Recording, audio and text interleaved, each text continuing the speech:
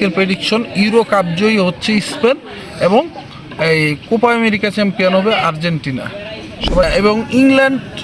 যদি বলা হয় যে ক্লাবের ভিতরে যে সেরা প্লেয়ারকে, সেটা অবশ্যই ইংল্যান্ডের প্লেয়ার বেলিংহাম আছেন এবং হ্যারি কেন আছেন এবং সেই সাথে সাকা, রাশফোর্ড, অসংখ্য ভালো ভালো প্লেয়ার সব দিয়ে আছে। Okay, let's go.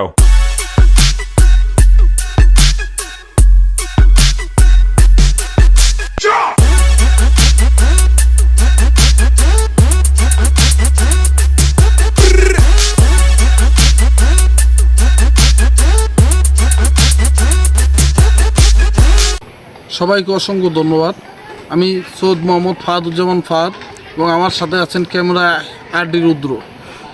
এই আরএফ ক্রিয়েশন চ্যানেল আমাদের চ্যানেলের নাম। এই চ্যানেলটি সবাই সাবস্ক্রিপশন, ফলো এবং লাইক, কমেন্ট করবেন। আজকে আমি কথা বলতে চাই Copa cup, Copa America cup এবং ইউরো কাপের ফাইনাল নিয়ে।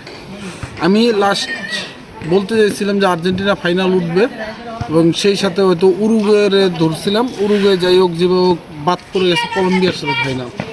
এখন এই ফাইনাল কোন দল জিততে পারে এটাকে বললে আমি ডি মারিয়ার এটা তার লাইফের শেষ ম্যাচ আর্জেন্টিনা জার্সি। তো আশা করি আজকের ম্যাচে আর্জেন্টিনা কলম্বিয়াকে হারিয়ে এই ফাইনাল জয়লাভ করবে এবং 16বারের মতো এককভাবে এই আর্জেন্টিনা কোপার মধ্যে এই সর্বোচ্চ এই ট্রফি জয়ী দল থাকবে এবং ব্যাক টু ব্যাক কোপা, মাঝখানে এই ওয়ার্ল্ড কাপ। স্পেনের পরে এই প্রথম আর্জেন্টিনা সেই কাজটা করে দেখাবে যে back to back Copa America champion plus এই বিশ্বকাপ। তো এই আর্জেন্টিনা এই টিমটা দুর্দান্ত একটা টিম।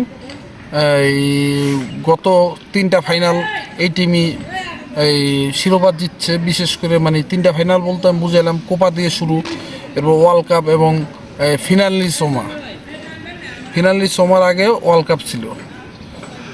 যাই হোক, তা আমার কথা হইলো আর্জেন্টিনা এই টিমটা অ্যাঞ্জেল ডি মারিয়া অনেক বড় একজন কিংবদন্তি ফাইনালে মজার বিষয় আর্জেন্টিনা যে 3টা ফাইনাল জিতলো, এই সর্বশেষ 3টা ফাইনালে অ্যাঞ্জেল ডি মারিয়ার গোল এবং সেই সাথে ওই যে আর্জেন্টিনা যে অলিম্পিক জিতছিল মেসির সাথে, সেই ম্যাচেও অ্যাঞ্জেল ডি মারিয়া ফাইনালে গোল করেন।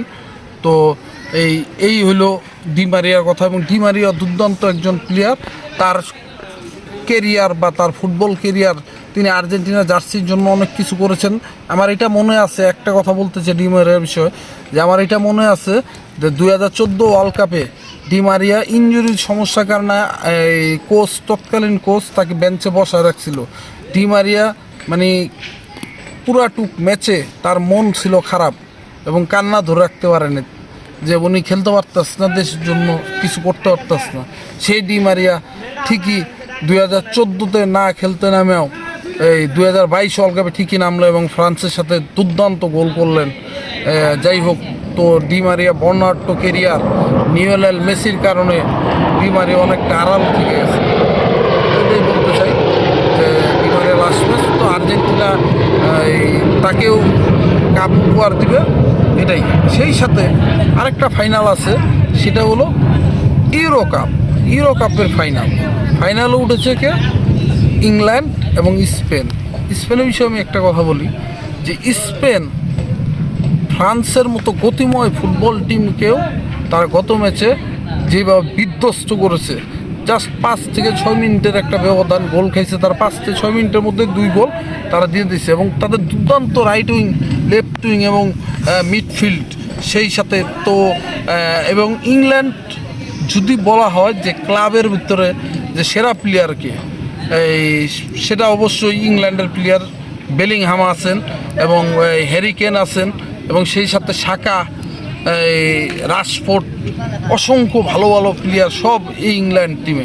কিন্তু তারপরে আমার কাছে কেন জানি মনে হয় ইউরো কাপটা এবার স্পেন জিতবে। ঠিক আছে, কারণ স্পেন টিমটা আমার অত্যন্ত শক্তিশালী মনে হয়।